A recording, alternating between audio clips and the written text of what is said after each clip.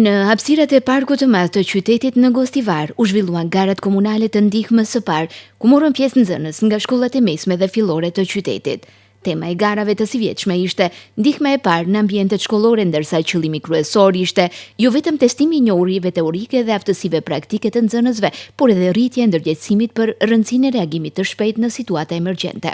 Andaj, ndonse aktiviteti kishte karakter garues, vlerësimi të gjithë pjesëmarrësve ishte se në një garë që ka për synim shpëtimin e jetëve, nuk ka humbës.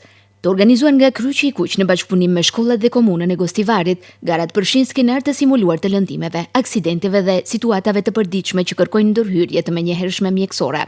Nxënësit demonstruan njohuritë e tyre në vendosjen e fashove, ndihmën në raste të humbjes së vetëdijes, ndalimin e gjakderdhjeve dhe thirrjen e ndihmës profesionale.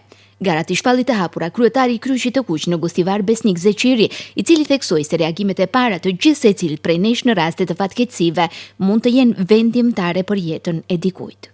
Ndihma e parë nuk kërkon që të jemi mjek, nuk kërkon që të jemi profesionist, por kërkon që të jemi të përgatitur, të qetë dhe të dimë disa hapa bazë. Ata përfshin ndalimin e gjakderdhjes, qetësimin e të lënduarit, përdorimin e fashove, larjen e gjegëve me ujë të ftohtë, si dhe thirrjen e shpejtë të ndihmës mjekësore në vendin e ngjarjes. Veprimet e para mund të jenë vendimtare për jetën e dikujt, domethënë edhe ju mund të jeni shkaktar që të shpëtoni një jetë.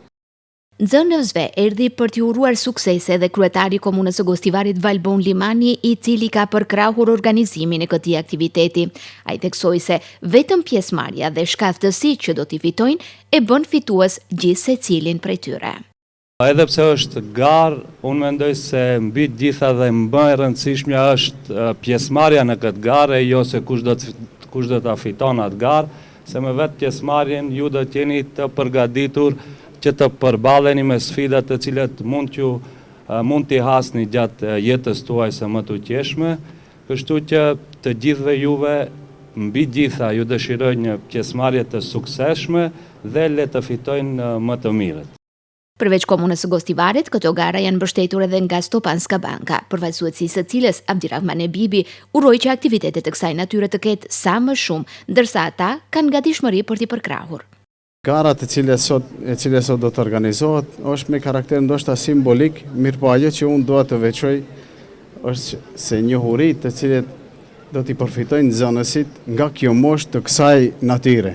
Imagjinoni, domethënë, në këtë moshë të re të posedosh një aftësi e cila në raste emergjente mund të shpëtojë jetë njerëzish.